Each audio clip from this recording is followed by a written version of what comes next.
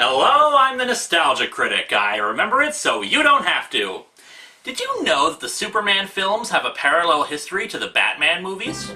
Superman the movie was the first attempt to portray Superman in a serious light. The tagline was, "You will believe a man can fly," and that's exactly what director Richard Donner intended to do, convince an audience that the man they were seeing on screen could actually fly.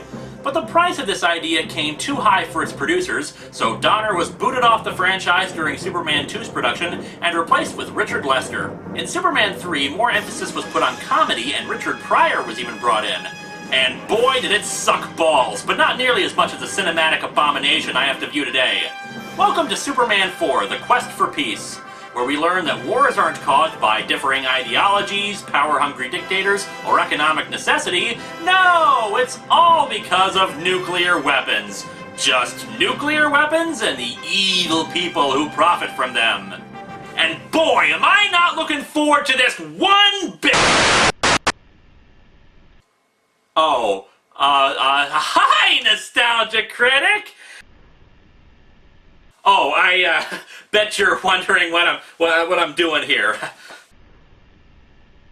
Well, see, the thing is that I review comic books and you review movies, and I figured if I was going to review a comic book movie, yeah, I'll just quit right here. Oh, no you don't! You started this dumbass review, we're gonna finish it! But first, get out of those clothes! What the? How did you? Out! I'm going! Good. So, let's go ahead and review... What are we reviewing again? Fuck donkeys! Alright, we open on the familiar credits of the Superman franchise. Except on a budget of $2. And sucky. The film is produced by renowned schlock factory Golan Globus, known for outright stealing money from investors to spread around to various movie projects instead of the one they were supposed to go to. Uwe Boll would be so proud. The film begins proper with Russians in space! How'd you do that with your voice? Clean throat. Huh. Well, this is fine enough. Nothing could possibly go wrong out here. Up, see? This is what happens when you litter in space. Because if you don't give a hoot, who will? But fortunately, Superman is around to save them. By the way, folks, get used to this shot of Superman flying at the camera. Almost every flying scene has it. Oh, and look! Despite the fact that they're in the vacuum of space, Superman's cape is flapping around like it's in a wind tunnel. Wait a minute, did he just talk? As in, talking in space? Oh yeah. How deep are we in this movie? 4 minutes. Too long! In Soviet Russia, physics breaks you! We move on to a scene where it looks like Clark Kent is selling the family farm, because apparently his mom croaked in between movies or something. I guess it's a good thing she resurrected herself in Superman Returns. Timing! He goes into the barn and finds the old spaceship that brought him to Earth and pulls out a glowing green crystal. Which he also got out of the ship in the first movie, didn't he? You know, if you're gonna pick apart all the plot holes, we're gonna be here all day. Point taken. No, actually, this little crystal is meant to be our Deus Ex Machina for later. Oh good! I can't wait to be pleasantly disappointed. Since apparently the writers felt that the impending nuclear war wasn't a strong enough story, we have a series of subplots littered throughout the movie. Most of them go absolutely nowhere, a result of the fact that when the film was first released, more than 40 minutes were cut from it. Although, based on some of the information on the film that's been collected, they didn't go anywhere in the first cut either. So I guess their loss is our gain. The first subplot is that the Daily Planet has been taken over by an evil Rupert Murdoch stand-in, which isn't really that far off from the real Rupert Murdoch. Tedious. Don't tell me you only read the pictures. What I have here are some mock copies of our new layout. Isn't that headline irresponsible? Maybe, but it'll sell a hell of a lot of newspapers. Now make an unethical entertainment channel and a conservative news channel to point out what's wrong with it.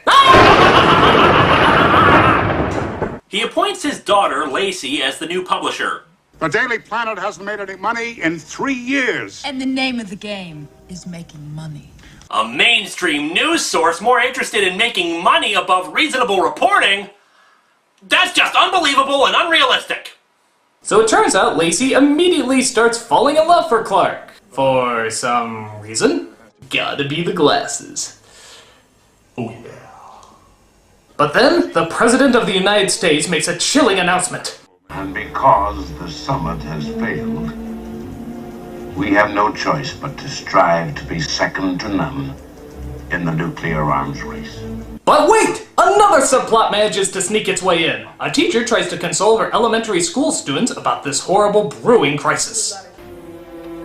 Now, I know you're all upset by the crisis. No, we're upset because they canceled Power Rangers. I just hit puberty and now there's no Kimberly. The best thing we can do is to try to think positively. Now, is there anything you can do? Doesn't anyone have a suggestion? All right. I'll make a suggestion. I mean, isn't this just how you spent your classes back in the day? I mean, it's not like you did math or science or anything. Jeremy, what do you think we can do about the crisis? I tell you, I'd write a letter to that would do some good. Motherfucker! Superman. Yes, this is what passes for a plot point in this movie. The kid writes a letter for Superman to be delivered via Lois Lane. She shows it to Clark Kent, and thus, somehow, this sends Superman into an existential dilemma about what he should do. He even goes to the Fortress of Solitude to consult the Elders of Krypton on this. The Earth is too primitive. You can flee to new worlds. I know I'm forbidden to interfere. Not that stopped me in the last 3 movies. If you teach the Earth to put its fate in any one man, even yourself, you're teaching them to be betrayed. Betrayed. Betrayed. Betrayed. Betrayed. Oh, did I forget to mention betrayed? Betrayed! But Clark Kent's continual moping about the issue doesn't end there, because now we have a scene of Clark and Lois meeting up and ripping off the first flying scene from the original movie. And I don't mean copy it, I mean note for note the friggin' same. But before we can get to that horseshit, they walk off the edge of Clark's patio. What, you've never been? Clark? Clark? I'd just like to kill you now, Lois. And now quite possibly the worst green screen effect you've ever seen in your entire life in 3, 2, 1. Wow, look at that background. It's like we got transported into the Flintstones. Sometimes I don't know what I'm supposed to do. And you'll do the right thing no matter what it is. You always have. Oh, then they rip off the magic memory erasing kiss from the end of the second movie, too. Well, you've got to give the series credit for consistency. It's just as idiotic here as it was there. So Superman makes his decision and goes to the United Nations building, which is now in Metropolis. Interesting relocation. Jeremy and Superman walk into the United Nations together. So I suppose this is as good a time as any to say goodbye to little Jeremy, since this is pretty much the last we'll ever see of him in this movie. Goodbye! Goodbye! Goodbye, Jeremy! So Goodbye! I'm sorry you'll never act in another movie again! Enjoy your mental scars! Oh, God, it's this scene. What? What's the matter? Just watch. For many years now, I've lived among you as a visitor. As of today, I'm not a visitor anymore, and I can't stand idly by and watch us stumble into the madness of possible nuclear destruction. And so I've come to a decision. Effective immediately, I'm going to rid our planet of all nuclear weapons.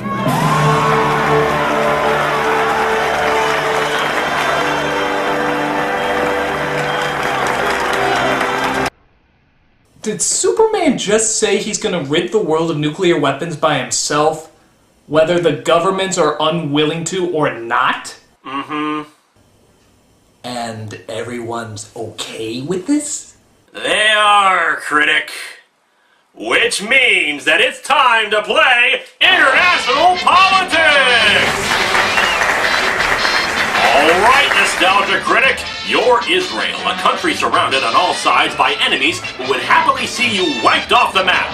However, the only thing keeping them at bay is your nuclear arsenal. Now Superman comes in and says he's gonna take that arsenal away. What do you do?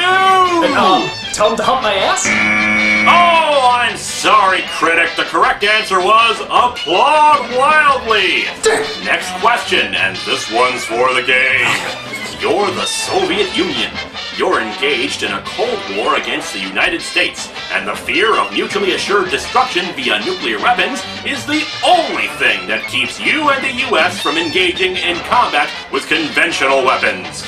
Suddenly, Superman comes along and says he's gonna take away all your nuclear weapons. What do you do? Oh, I know! Applaud wildly! That is correct! You win the grand prize, Critic! You get to continue watching this crap! Yes, folks, in this film, if you believe that the presence of nuclear weapons has actually prevented war rather than escalated it, this isn't your movie. So we get this montage of shots of both the United States and the Soviet Union launching their nuclear missiles into space, where Superman can catch them and hurl them into the sun.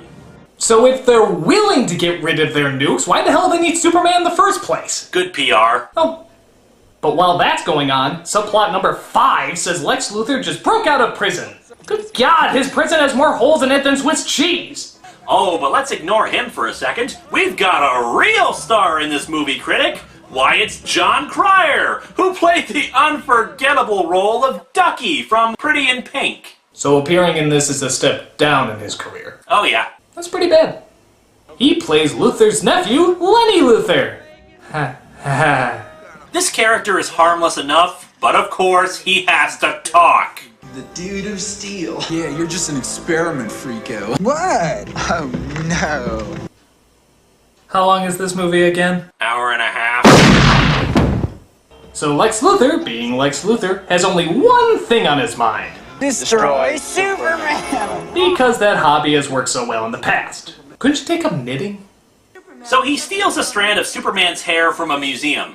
Here you can see a 1,000-pound load easily suspended by his single hair. That hair is a sample of Superman's genetic material. With my genius and enough nuclear power to mutate the genes, I can create a being who's more powerful than him. Yes, much like the comics that spawned this piece of crap, nuclear power does whatever the hell the writer wants it to do.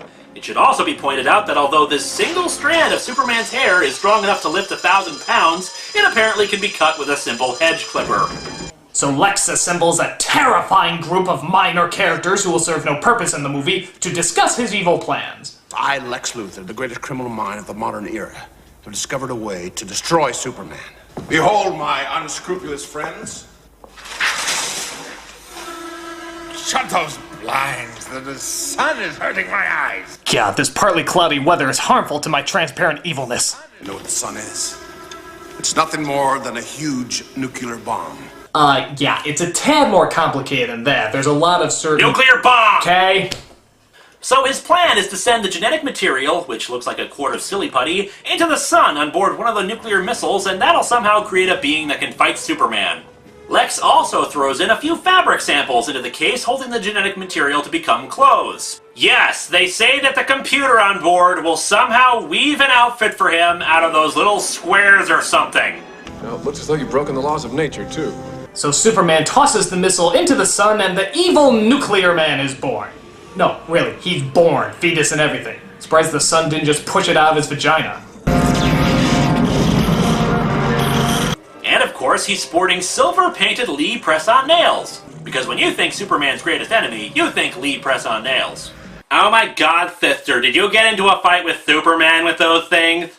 So yeah, our evil nuclear man is basically just Fabio with a mullet and laryngitis. Destroy Superman now. But enough of the supervillain, it's time for some comedy! Lacey and Clark are working out together. Wasn't there an impending nuclear war just on the horizon? Come to think of it, why was the war about to happen? Because the summit failed. Summits fail all the time. That doesn't guarantee war. We don't take kindly to logic in these here parts, boy. Now get back to watching Clark Kent act like an idiot. But wait, we also had to have some goofy antics as she makes a date with Clark at the same time that Lois is having an interview with Superman. I get a feeling hijinks will ensue. I'll be right back.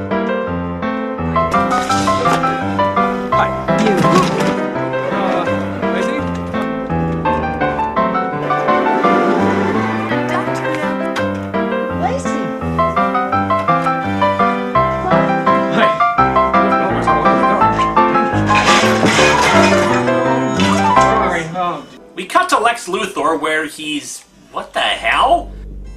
He's dancing with a woman in Victorian dress. And then she just leaves without anyone mentioning her again. Big delicate moment. Oh, that's a, I don't know, the nostalgia chick brought it up. So Nuclear Man shows up, who's oddly enough voiced by Gene Hackman. You have my voice. No, you have my voice. Which means... nothing? Yeah. Yeah. So Nuclear Man walks into the apartment and I guess his batteries die. Still going. Nothing outlasts the Energizer battery. No, it turns out Nuclear Man is powered by the sun. He's a solar-powered nuclear menace. Well, at least he's a green villain. And in case anyone's wondering, yes, there's about 100 scenes where he's clearly not in direct sunlight, and yet he's fine. Don't you just hate inconsistencies? Yeah. Yeah. Well, we're not done ripping off the rest of the movies because Lex Luthor contacts Superman, somehow knowing where he is, and threatens him into a confrontation. After some banter between the two, Superman is introduced to Nuclear Man. To a nice guy who's about to finish last. Did Nuclear Man just belch? I mean, what was that? What are you laughing at? See, I just had this wonderful image in my head of Gene Hackman in a recording studio having to do like 30 takes of that. Yeah, that is pretty funny. After more drawn-out dialogue, we finally have the two starting to fight. And boy, is it a letdown. They don't even really punch each other. They just struggle for a while in front of some really awkward blue screen effects. So they fly all over the world to fight. They fly over Italy, where Nuclear Man unleashes a volcano upon the citizens, but Superman plugs it up. E il mio lavoro non fa niente. Arrivederci. Grazie, you like to be the bar. You thank you, strange red underwear wearing a man. That's a good spaghetti. They then travel to China, where Nuclear Man blows up the Great Wall. But fortunately, Superman is there to... go all Gumby on our asses. Does Superman have wall repairing ability? Not in any comic I've read. To finish off, Nuclear Man takes the Statue of Liberty and tries to drop it into the city. But luckily, Superman catches the statue, somehow carrying it by its finger without it breaking off. Physics? What's that? However, when he tries to return the statue, it leaves him open to an attack by Nuclear Man, who just kind of scratches him once. Oh, I got nail polish on my neck. Powers fading! This somehow makes Superman sick and age rapidly. However, he thankfully has that glowing Deus Ex Machina from earlier. We have no idea what the hell it really is, or why it's never mentioned until now, but it heals Superman. At least I think it does. We never see it heal him, so we can have another drawn-out fight with Nuclear Man. Yay! Because we haven't seen enough of that yet! So Nuclear Man suddenly falls in love with Lacey, don't ask, you shouldn't care, and flies off into the city to kidnap her. Yeah, because it was so cool the first time you did it. Where is the woman? Give it up, you'll never find her. Look out! He's going nuclear! Oh, what? Like the humor in this is really that much better. Stop! Don't do it! The people! Don't make me yell at you some more! So Nuclear Man blows up some product placement, makes the film reverse, and Superman just stands there until he caves in and tells him where Lacey is. He tricks him into an elevator, then flies it up and drops him off on the moon. However, a sliver of light goes into the elevator, recharging him. After Superman fixes the most unconvincing flag ever, they have an irritatingly long slow-motion fight.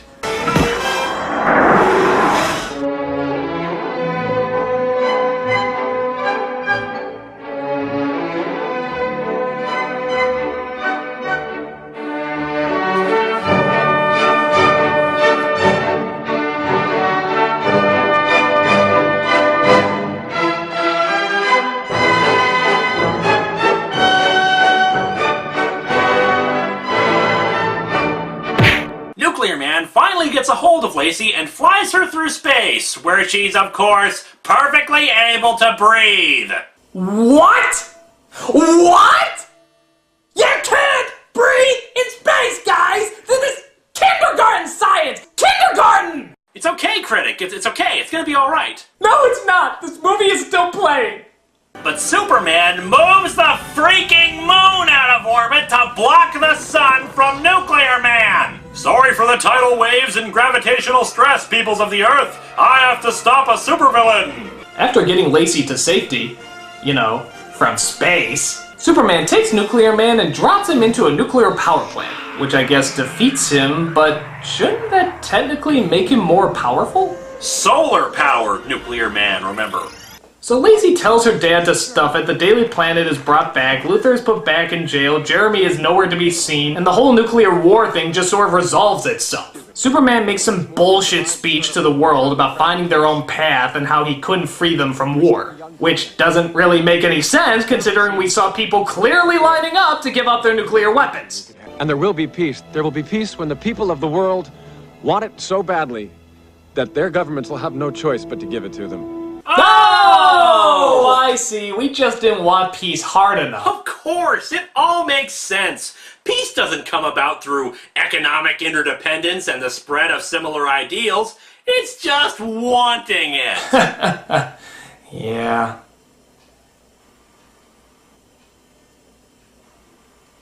What a fucking load! This movie sucks! Its morals are bullshit, its plot is half thrown together, and physics take a backseat to mediocre special effects that you more likely see in one of Linkara's videos. Hey! Get over it, you comic geek, your special effects suck. Bat credit card. The Bat Credit Card! He's the nostalgia critic. He remembers it so you don't have to. Thanks, Bat Credit Card to Jesus!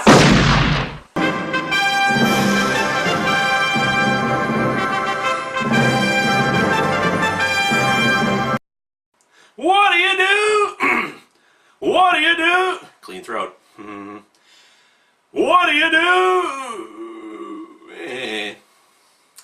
I make a great blooper there.